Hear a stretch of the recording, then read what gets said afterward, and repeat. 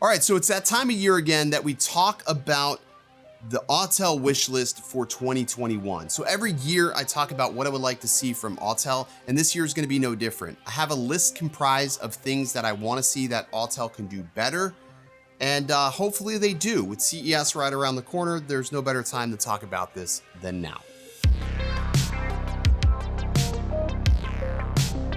What's good, everybody? Ken here. You're watching OriginaldoBo. In today's video, we're going to talk about the Evo 2, well, we'll say Autel Evo 2 2021 wish list.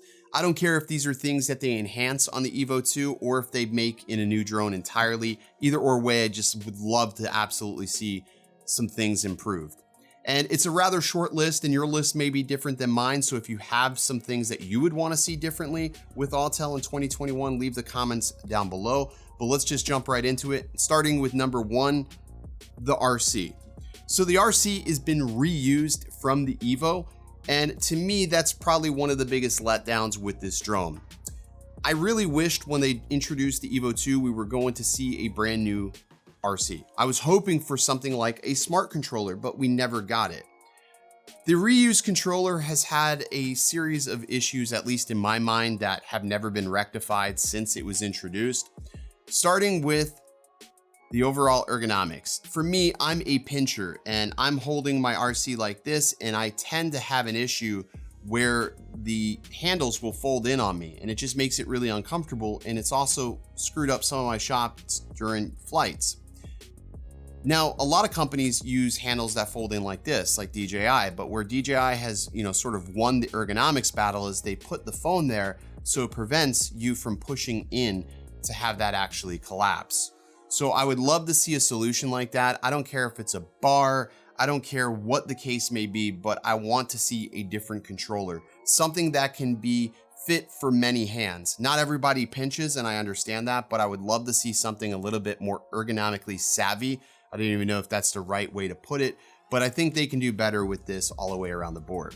The second thing I'd love to see is either A, let us make use of those back buttons and customize them to different functions within the configuration, or give us a dedicated sport mode switch on this RC. I can't tell you how many times I've wanted to go faster and I have to dig through the menus to be able to turn on ludicrous mode. It's annoying. We should just be able to toggle that on or off from the actual controller itself. Now, there's buttons on the backside that are not really being used for anything during normal operation. So let us be able to toggle that, maybe toggle one to turn off obstacle avoidance and toggle the other to let the drone go faster when we need it. Sort of like a boost mode that Skydio introduced. I think that would be a pretty awesome thing to do. And then the next thing is, if you're going to make another smaller form factor RC and you're gonna put a screen in it, make it brighter than 300 nits. I'm really hoping and holding out for a smart controller from Autel.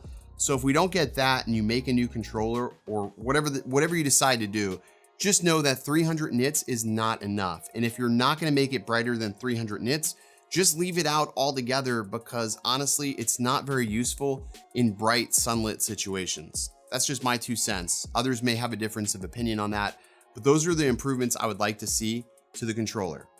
Let's talk about performance. Now, performance with the Evo lineup has always been sort of hit or miss. I've always felt like it's good, but it's just not great. It's always required a little bit more finesse to sort of dial in those settings. I would love to see Autel take the time to really tune the drone, so that way the drone is in sync with the gimbal movements and motions, and you get really silky smooth pans. A lot of times when I'm panning with the Evo 2, I notice that the horizon goes off tilt just because it cannot keep up with the motion of the drone. So from a tuning perspective, they need to provide us some sort of presets or maybe toggle down drop downs so we can get the drone flying exactly the way we want.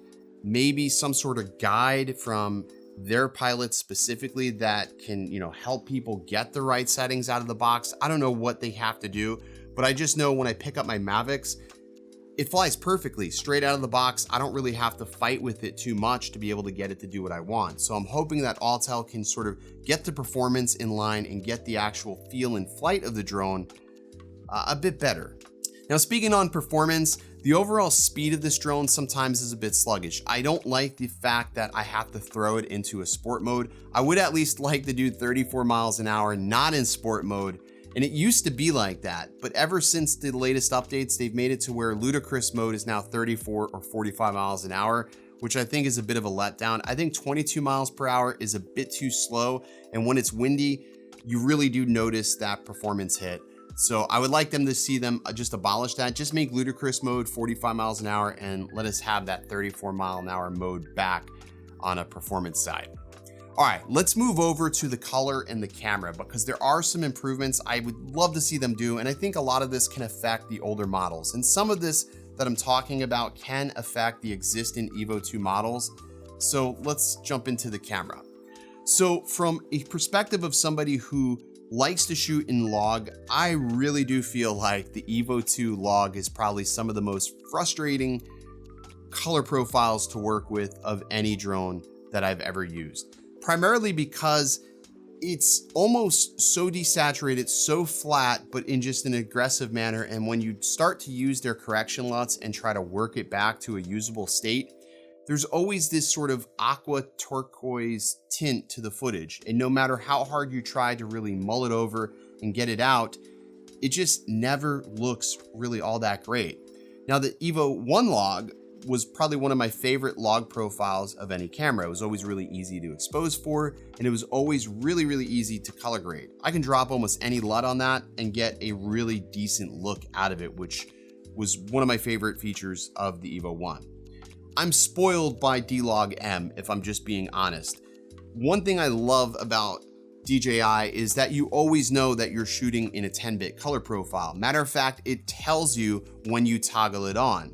One of my problems with the Evo is when I toggle on log, depending on what codec I'm using, whether I'm in MOV for a container or MP4, could dictate whether or not it's actually shooting in 10-bit. Now to shoot in 10-bit, you have to have H.265 turned on, but it would be nice that they just have a little prompt in there letting you know that if you're gonna shoot in log in 10-bit or shoot in log in H.265, that is their 10-bit color profile. So you know that that's what you're going to get when you get back to your editor. Too many times I've shot footage and I find out it's not 10-bit because I'm not in the right format. So just something stupid like that would be easy for them to address.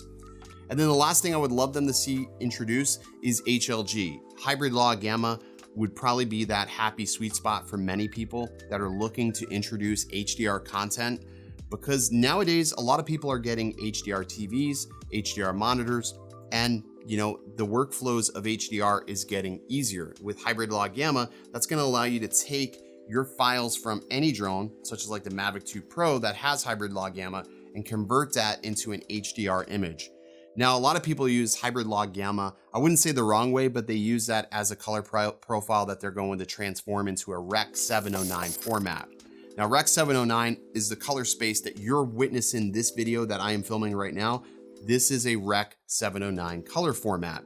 But when you're talking about a drone, you want the maximum amount of dynamic range. And I think having an additional color profile like HLG would just be a huge beneficial factor and just give us something more to work with.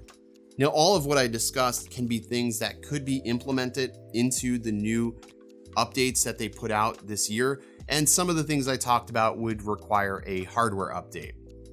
So it's going to be interesting to see what Autel does. I know a lot of drone manufacturers right now are being gun shy with putting out a new drone until they can understand what they need to do with remote ID.